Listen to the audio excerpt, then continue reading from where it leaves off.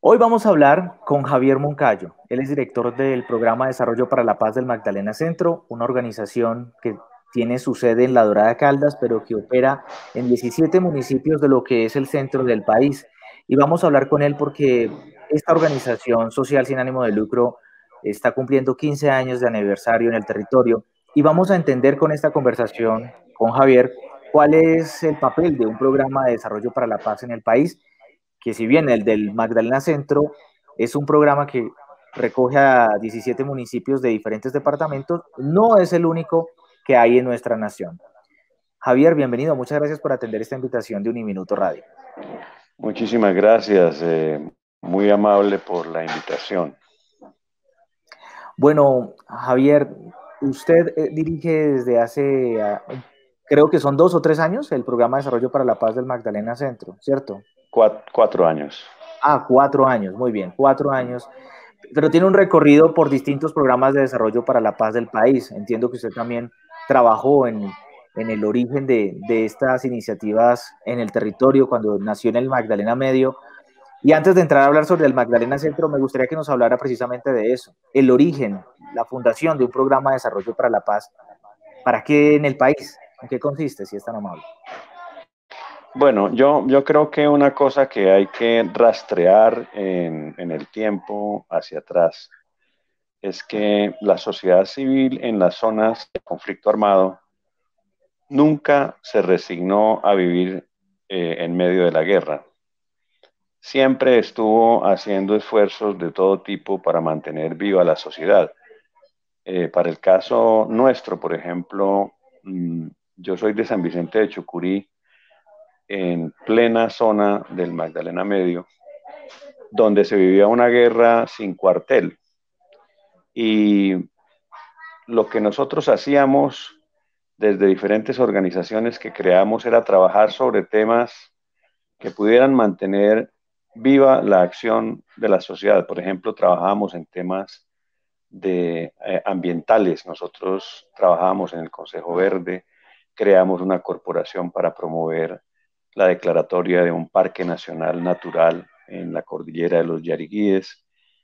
Creamos la banda de música municipal, creamos una serie de procesos culturales que después de 25, 30 años todavía funcionan allí y han canalizado de alguna manera las inquietudes y los deseos de los jóvenes y han cambiado mucho, digamos, el perfil cultural que se tenía en la región, que era un perfil bastante violento, para ser franco. No era solamente un tema del conflicto armado, sino de la cultura violenta que había en la región.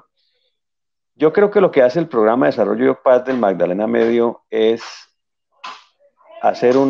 juntar los esfuerzos que desde diferentes sectores están luchando por no perecer en medio de la guerra. En eso también estaba muy fuerte el trabajo de pastoral social. Por ejemplo, en Pastoral Social de Barrancabermeja tenía una gran cantidad de proyectos de apoyo a las iniciativas campesinas.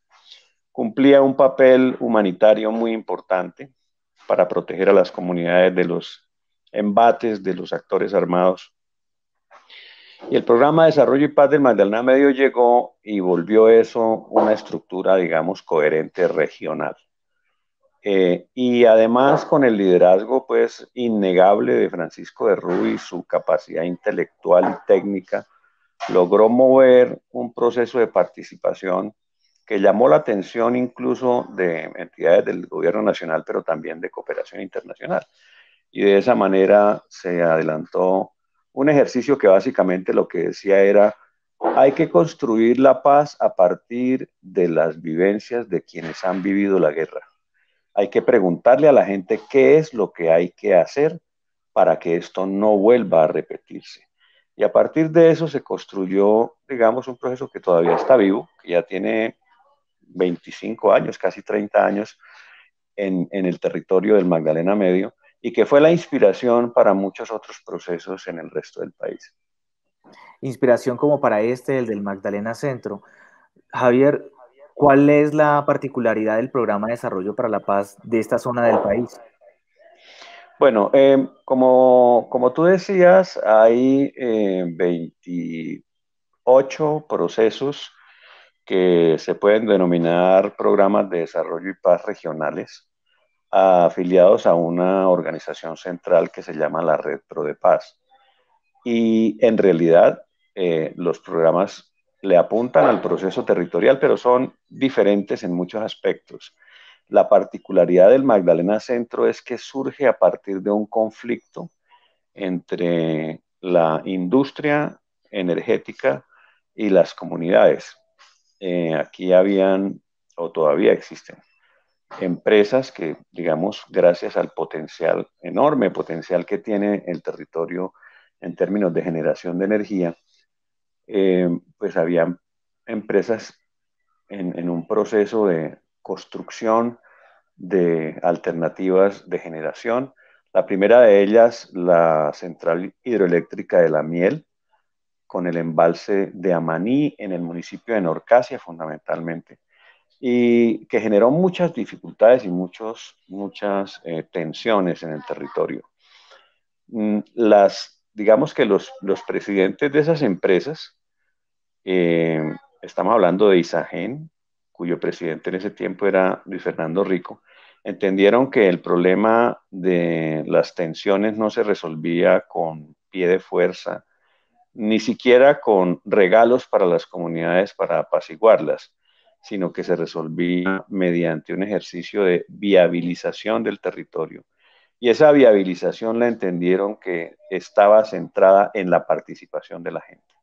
Es decir, en que la gente debía participar en las discusiones sobre el desarrollo, pero también participar de los beneficios del desarrollo. Porque en muchas oportunidades los grandes proyectos de desarrollo generan grandes riquezas, pero de eso no participa la gente que allí vive.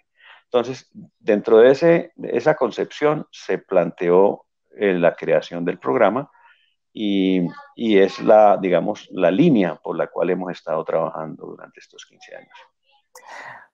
Entiendo por la historia que he leído sobre el tema de los programas de desarrollo para la paz y este en especial el del Magdalena Centro, que lo que hacen de alguna manera es integrar a todos esos sectores de la sociedad civil que confluyen en un territorio y de alguna manera empezar a gestionar entre todos el desarrollo de esa zona en la que están todos confluyendo.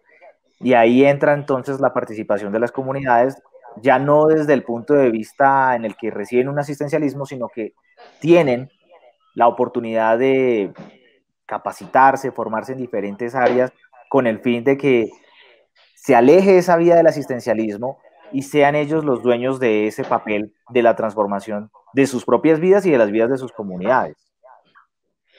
Bueno, el proceso digamos, es un proceso complejo, es un proceso de muchos pasos, pero empieza en algo fundamental. Lo fundamental está enmarcado en el concepto de voz, que la gente que no ha tenido voz tenga ahora la posibilidad de hablar.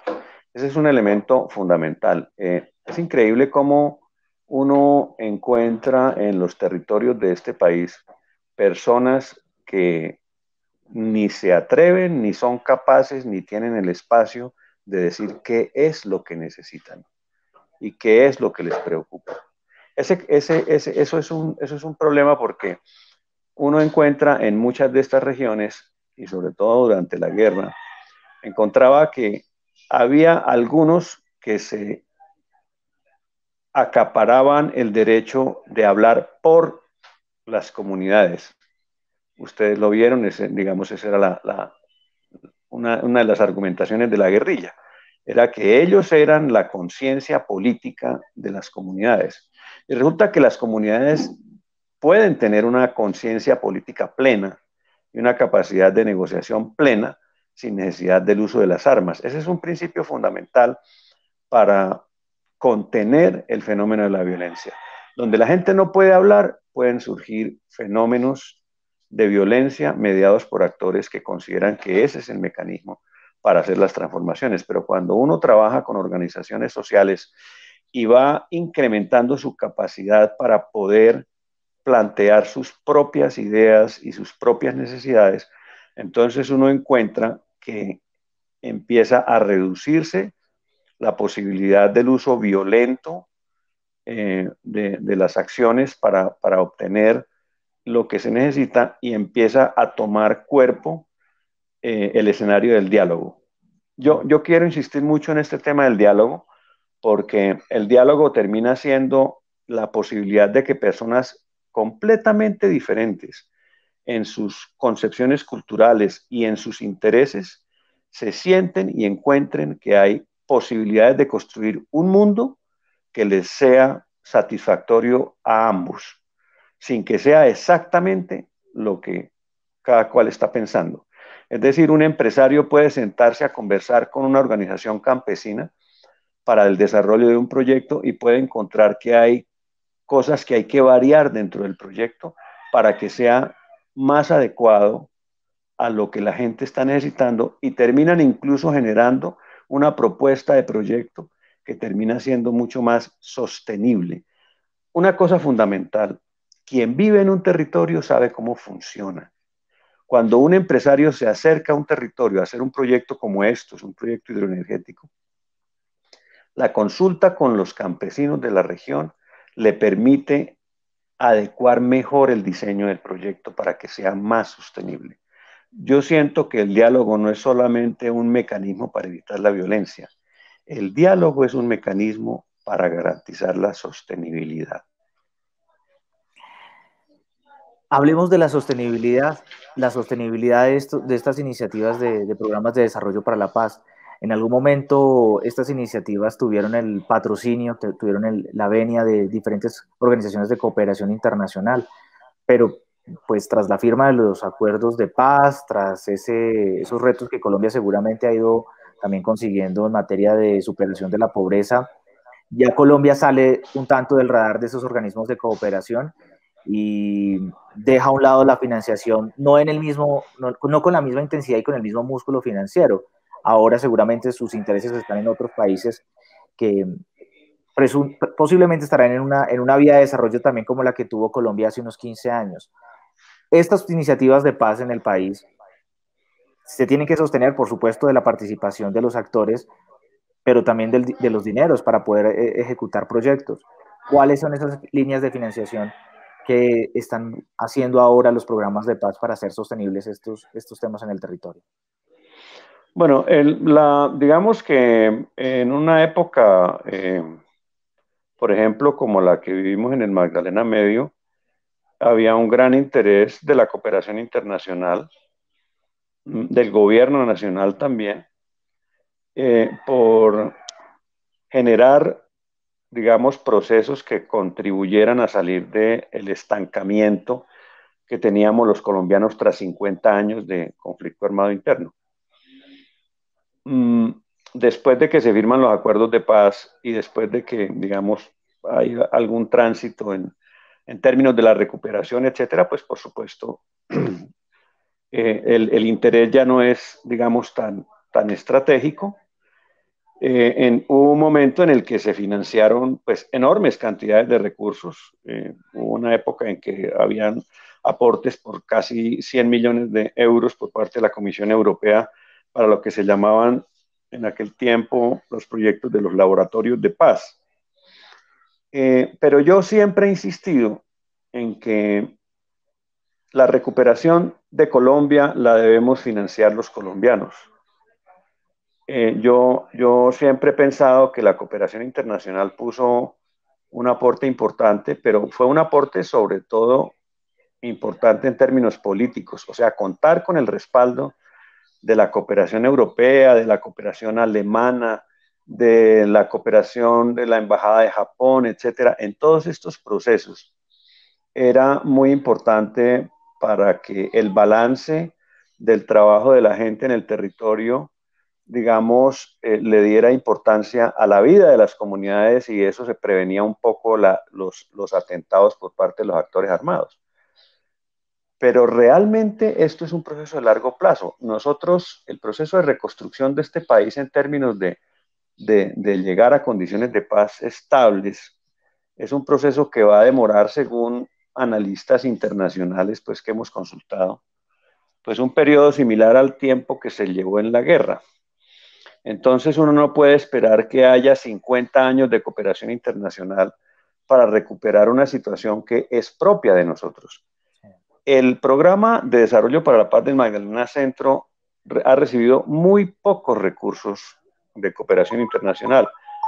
Tal vez los únicos recursos que recibió fueron unos recursos muy específicos de la cooperación alemana, de la GIZ, pero hasta ahora se ha financiado con recursos de las empresas que operan en el territorio. Yo pienso que debemos lograr que eso sea digamos, una decisión de las empresas también en todos los sectores del país, y es entender que la viabilidad del negocio parte por construir una viabilidad basada en la paz, en una paz sostenible, cimentada en el diálogo.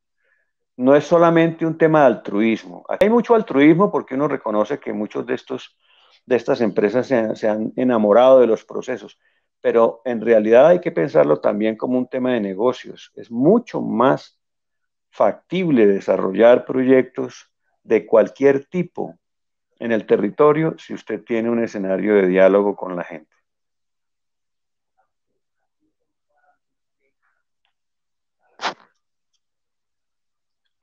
No te oigo, no te oigo, Jorge Mario. Ah, ya, Ya, perfecto. ya. Aquí estoy. Gracias. Hablemos ahora de la paz, ese término que ha sido utilizado para cualquier cantidad de cosas. Ni siquiera las podríamos describir aquí porque sería una lista realmente extensa. Pero sobre la paz ha girado la conversación de Colombia tal vez en el último siglo, ¿sí?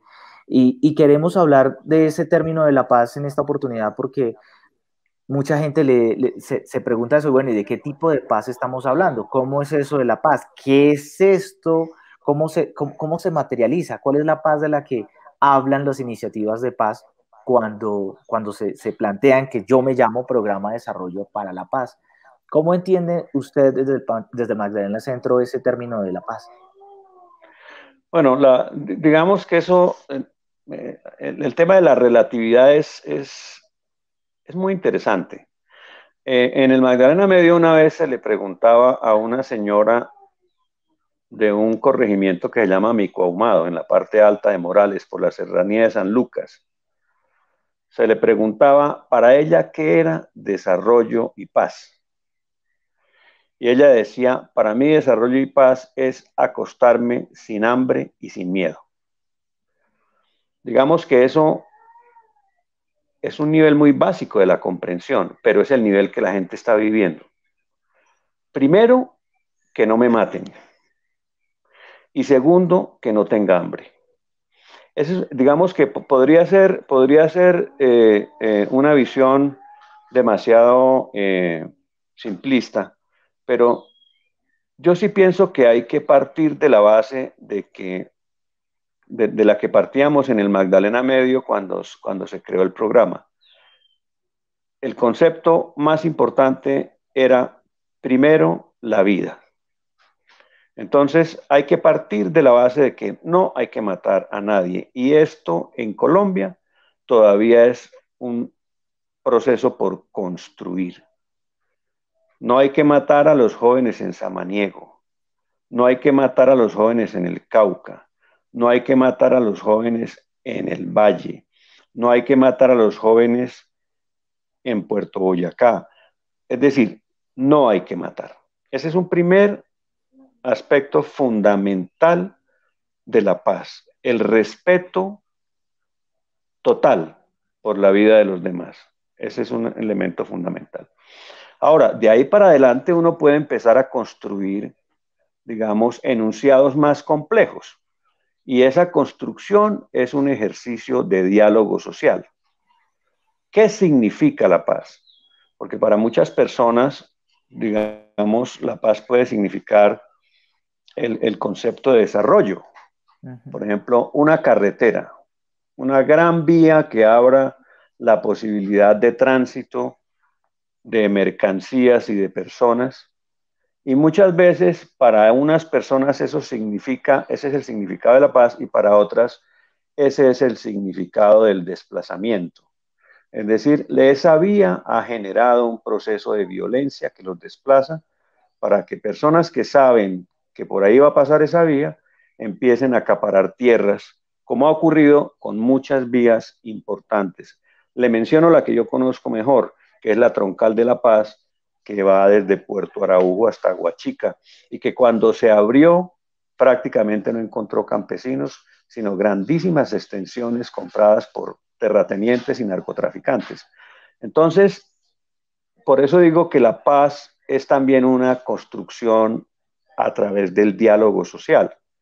Y es poder decir, la paz es que tú y yo podamos vivir. Y podamos vivir de acuerdo a nuestras concepciones del mundo, a nuestra cultura.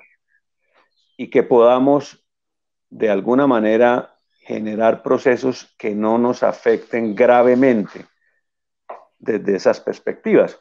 Entonces, por ejemplo, ¿qué es la paz para los indígenas del Amazonas?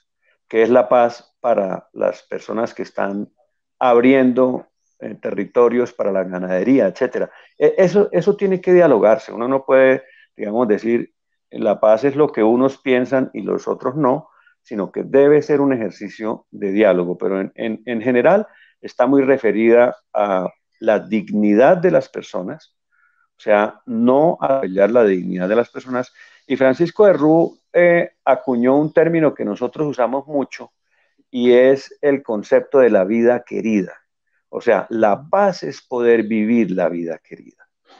Si la vida querida para una persona es estar en el campo con unas gallinas, unas vacas, una huerta, etcétera, y para otra es estar en un apartamento con condiciones de comodidad, etcétera, trabajamos por eso. Ese es el concepto más importante, poder alcanzar la vida querida. Muy bien. Usted ya va a cumplir 5 años allí trabajando en esta organización, pero tiene una experiencia increíble en el tema de las iniciativas de desarrollo y paz en nuestro país. Pero como director ejecutivo de esta organización, del PDP Magdalena Centro, ha sido testigo de la transición de un gobierno como el de Juan Manuel Santos, que consiguió al menos la terminación de un conflicto con esa guerrilla mediante esos diálogos que se sostuvieron por varios meses, y ahora este gobierno, que es el gobierno de Iván Duque, en el que arguyó que también respondería a eso que ya quedó firmado de tiempo atrás. Pero la interpretación que hacen muchos es que en realidad, y las mismas personas de las organizaciones civiles dicen, en realidad no se está cumpliendo con lo pactado, se ha dejado atrás o se ha dejado en el olvido todos esos acuerdos a los que llegaron en el anterior gobierno, y pareciera que eso hubiese quedado en una política de gobierno, en una política de Estado, como en efecto debería suceder. Como testigo de eso y en la dirección de una organización tan importante para el país como la que usted preside, ¿qué lectura hace entonces de esa transición, de esto que estamos viviendo en el país? ¿Se están cumpliendo los acuerdos? ¿Hay cosas que se están dejando a un lado? Le pregunto esto también por la postura que aprecié en una columna de opinión que usted publicó en la página web de su organización. Hablaba de las cabañuelas en ese momento y decía, hay veces que la gente para apagar incendios utiliza la misma gasolina, pero quiero conocer su respuesta sobre esto que está sucediendo en el actual gobierno con el tema del cumplimiento de los acuerdos y esta búsqueda de la paz en la que todos, en especial ustedes, las organizaciones sociales del territorio de los programas de paz, pues están apostando. Bueno, digamos que la paz no puede ser una bandera partidista, ¿no?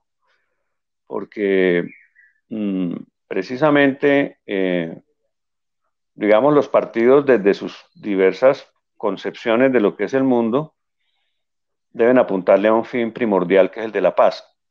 A los colombianos no nos convenía y no nos conviene un escenario de ilegalidad, de violencia y de guerra.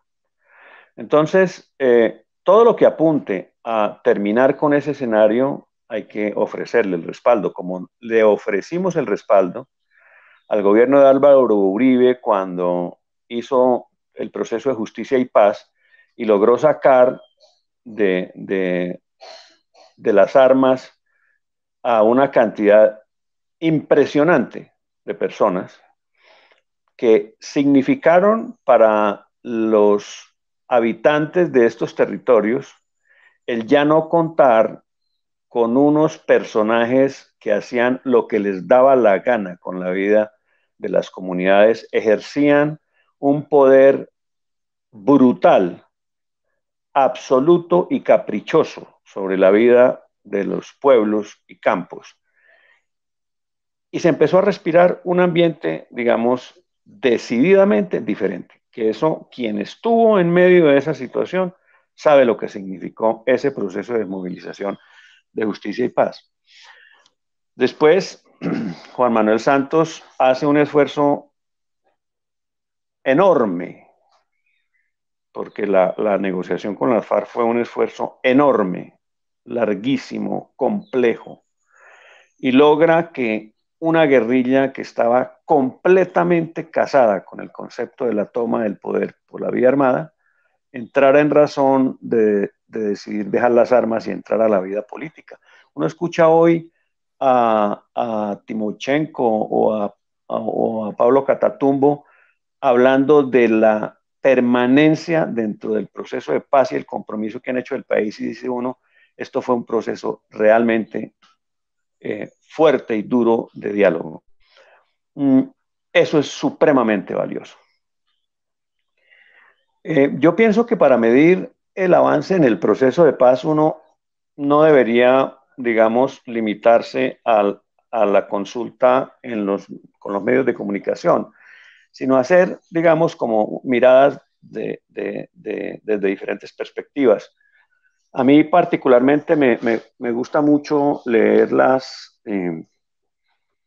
los informes del Instituto Kroc, que son informes que, digamos, hechos y contratados por el gobierno nacional para valorar el grado de avance. Y yo lo que veo es que hay un avance importante. Hay un avance importante en el proceso de paz en varios frentes de trabajo. Hay avances importantes con los reinsertados en sus procesos, digamos, de adecuación a la vida civil. Pienso que la Jurisdicción Especial para la Paz, la Comisión de la Verdad y la Unidad Especial de Búsqueda de Personas Desaparecidas están haciendo su trabajo y lo están haciendo, digamos, día tras día, de manera sistemática, y están avanzando en ese desentrañe de todo lo que significó el horror de la guerra. Y los anuncios que se hacen de que se va a reformar o no se va a reformar, etcétera, pues hay que valorarlos, y nuestro papel como ciudadanos es apoyar lo que sea, esté en la dirección de la construcción de la paz y del cumplimiento de los acuerdos, y mostrar nuestra insatisfacción con las intenciones o las medidas que quieran, digamos, amarrar estos procesos. Yo sinceramente creo que aquí es un papel más de la ciudadanía en estos momentos, de apoyar lo que se está haciendo desde el sistema integral de paz para que esto no dé reversa. Necesitamos que no dé reversa, y vamos a tener unos años duros en donde se van a querer reversar cosas en virtud de los beneficios o dificultades por las que vayan a pasar los distintos actores que participaron en todo este proceso, pero nuestra posición es: seguimos adelante y seguimos en la dirección que se planteó desde los acuerdos. Muy bien. Estos últimos minutos quiero hablar sobre el programa de paz del Magdalena Centro. Pues son 15 años, seguramente las causas que motivaron su consolidación, su formación o su fundación no son las mismas después de 15 años en un territorio en el que han conseguido cosas y usted ya nos ha descrito parte de los avances que que se han alcanzado gracias al trabajo de todos los sectores de la organización, de las organizaciones civiles que hay allí en este territorio. Pero después de 15 años, ¿cuáles son esos retos que quedan adelante para la organización de ustedes? Qué queda más por hacer? ¿Qué hay más por hacer en ese lugar donde ustedes están? Bueno, no, hay algo que quería comentarte también, y es que los programas normalmente, y eso fue una idea de Pacho de Rú, ¿no? De que los programas no podían eternizarse y no podían volverse fines en sí mismos, y por eso se les colocaba una fecha de terminación. Cuando se generó este programa, la fecha de terminación era esta semana. O sea, iba a durar 15 años. Y si tú miras la visión del programa, dice en el 2020, los pobladores de la región. Bueno, ayer teníamos precisamente una discusión muy larga sobre esa pregunta que me acabas de hacer, digamos, y los pobladores diciendo que esto no se debe acabar, esto debe continuar por siempre.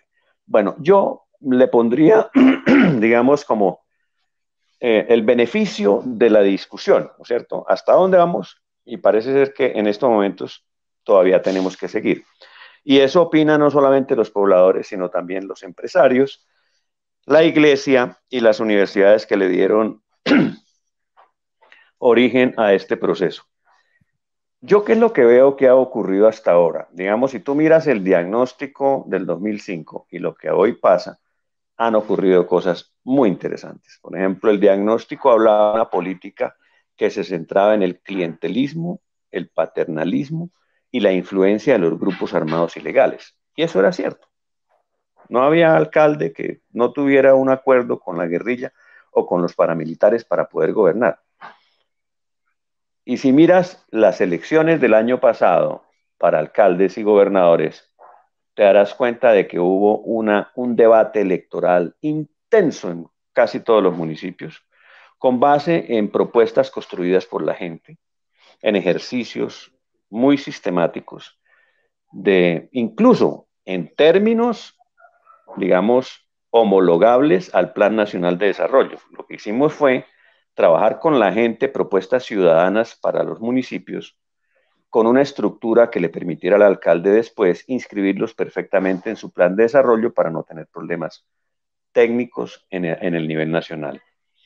De esos planes, muchos procesos entraron en los planes de desarrollo, pero de esos procesos también muchos líderes están hoy incorporados en las estructuras de las alcaldías para desarrollar los temas contenidos en los planes. Eso es muy distinto a lo que ve en el 2005. O sea, ahí hay una capacidad que se generó, que está en acción, que se ha manifestado en mucha gente que se ha presentado a cargos de elección popular. Algunos han ganado, otros no, pero están aprendiendo. Dice uno, ¿cuál es el reto de aquí en adelante? Seguramente el reto será transformar la política. Transformar la política, una política más basada en el diálogo, en las necesidades de las personas, en la ética, en una concepción ética de la política, para que ayude con el tema de la corrupción. Ese es un tema que me parece que es importante. Cuando se hizo el diagnóstico también había digamos, una mirada sobre la cultura. ¿Cuál era la cultura en el Magdalena Centro? Y la cultura era una cultura violenta.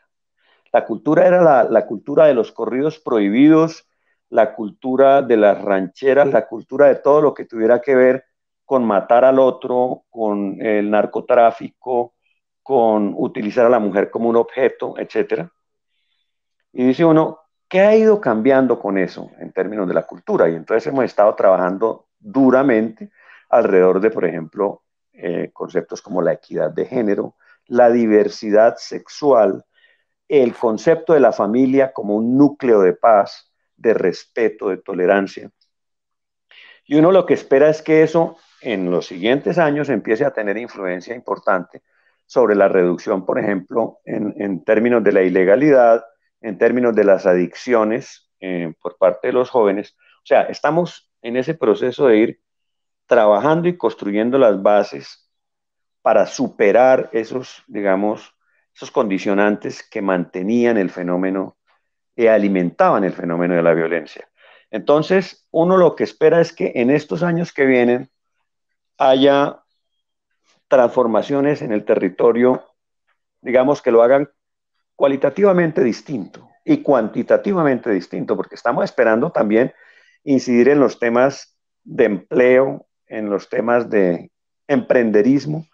Incluso estamos en la idea de que todo el escenario de planeación del desarrollo se haga con la gente y eso determine unos proyectos que afectan de manera distinta a las comunidades. Entonces, te lo resumo de esta manera. Pensamos que se podían hacer las cosas más rápido y nos dimos cuenta de que son mucho más pausadas.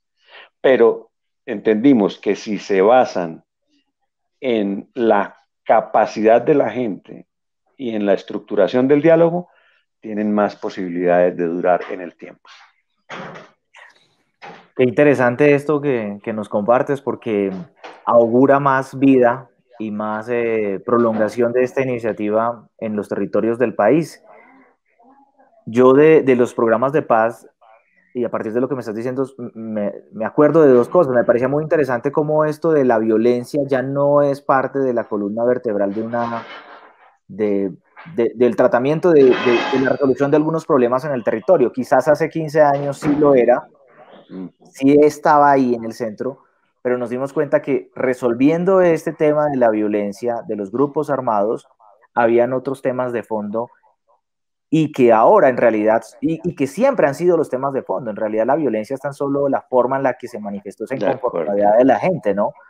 Pero en realidad el problema de fondo son temas como ese de la construcción del sujeto político, De ¿sí? acuerdo. Sí, y también me parece muy interesante esta combinación de actores, entre ellos el de la Iglesia, que ha sido uno de los garantes de estas iniciativas, y en especial esta también del Magdalena Centro, que como Iglesia tienen una postura, si se quiere, conservadora, vertical, frente a muchos temas que tienen que ver con la diversidad sexual, pero no tiene tampoco una manera de sencillamente decir no me interesa conversar sobre esto. No, aquí en este lado me permito la conversación como iglesia sobre estos temas que han sido siempre un tabú para la misma iglesia, como el tema de la diversidad sexual, que es algo que también ha trabajado el PDP del Magdalena Centro y que lo viene haciendo según te escucho. Entonces me parece súper interesante esa manera en la que la iglesia se involucra en estos asuntos que no son ajenos, aun cuando tiene una postura muy conservadora sobre eso, no son ajenos y permite el diálogo para que haya un avance en esos aspectos del reconocimiento del otro, de la diversidad del otro. De acuerdo. Piensa tú, por ejemplo, un empresario energético y un ambientalista, digamos, de esos furibundos. Oh, uno piensa, eso es una Ahí, pelea, es discusión segura. ahí estamos en el programa, en ese escenario. Porque yo quiero recordar algo que Francisco me enseñó alguna vez. La convivencia no es que los dos pensemos lo mismo. La convivencia es que pensemos distinto y podamos vivir. Entonces, en ese sentido, por ejemplo, a la iglesia, las empresas, las universidades ponen su esfuerzo en un fin que es compartido, que es el tema de la paz. Y de ahí de la paz viene todo el escenario, digamos, que se basa en el diálogo. Y el diálogo es entre diferentes. O sea, cuando tú dices que vamos a dialogar y dialogas con los que piensan igual que tú, pues eso no es un diálogo, es una conversación sabrosa, lo que quieras. El diálogo se hace entre los diferentes. Y ese es el papel que juega una organización como esta. Te voy a pedir finalmente algo que quizás eh, puede ser incómodo porque es el papel del adivinador, pero no quiero ponerlo en esa figura, sino en la figura de la persona que es capaz de ver hacia adelante con base en la experiencia y el conocimiento que tienen de este tema en el país. Pero tú hiciste unas cabañuelas en algún momento y esas cabañuelas se cumplieron. Sí, o sea, tal cual lo que dijiste, ahí se dio.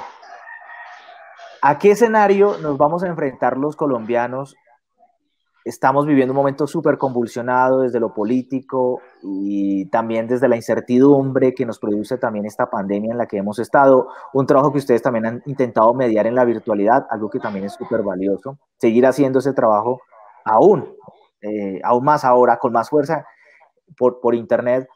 Pero quisiera sí tener tu mirada sobre eso. ¿A qué escenarios se van a enfrentar los colombianos, al menos en el año inmediato que se nos viene? ¿Y con qué deberíamos tener mucho cuidado para tener los ojos allí y tener todos nuestros sentidos puestos sobre esas situaciones que son de sumo cuidado y son de análisis más que todo antes de tomar decisiones? Bueno, es muy arriesgado, claro, es muy arriesgado, pero yo, digamos, casi que en vez de decir que voy a hacer una predicción, es lo que mi corazón piensa que puede ocurrir. No lo que quiero, sino lo que pienso que puede ocurrir. Lo primero, yo tengo la convicción de que este país vencerá la violencia. Nos tomaremos unos años, mucho sufrimiento, pero este país vencerá la violencia. Este país avanza en transformaciones institucionales tales que logrará vencer la violencia. Yo te lo digo con, digamos, con mucho respeto por la institución de la que voy a hablar, pero cuando yo estaba en mi pueblo y trabajaba allá, había sectores de las Fuerzas Armadas que estaban totalmente alineados con los actores ilegales, de una manera descarada y visible. Hoy yo siento que por lo menos la policía y el ejército han ido cambiando progresivamente y tienen controles que alejan cada vez más la ocurrencia de esos fenómenos. Es decir, la policía se convierte cada vez en una institución, digamos, confiable, por lo menos para los habitantes de estos territorios. Eso, y lo hemos tenido con ejemplos concretos, en casos concretos de necesidad, hemos tenido ese respaldo. Segundo, yo pienso que las instituciones, digamos, la justicia en este país cada vez es más, digamos, más difícil de pasársela de agache. Yo siento que a pesar, la gente a veces se asusta con que todos los días hay una mención sobre casos de corrupción enormes en Colombia y en todas partes. Bueno, pues esas noticias salen es porque hay, digamos, instituciones y unidades de investigación que están haciendo su trabajo permanentemente. Entonces, cada vez es más complicado que ocurran ese tipo de fenómenos. Yo pienso que las estructuras políticas, digamos, la relación entre el Congreso, el Ejecutivo y las Cortes, etcétera, es una relación, digamos, en donde hay controles permanentes entre sí. Y yo pienso que eso va avanzando, haciendo avanzar la democracia. Todavía persiste mucho y siempre habrá la tendencia de pasarse por encima de las normas y obtener los beneficios individuales, pero siento que cada vez somos un colectivo con mayores capacidades. De manera que yo siento que el horizonte, digamos, del país es el horizonte de la paz y es el horizonte de un país, digamos, con muchas potencialidades y seguramente avanzaremos en una senda de desarrollo interesante. Tengo preocupaciones. La preocupación más importante para mí, que es como un condicionante difícil de valorar y de mover, y es el cambio climático.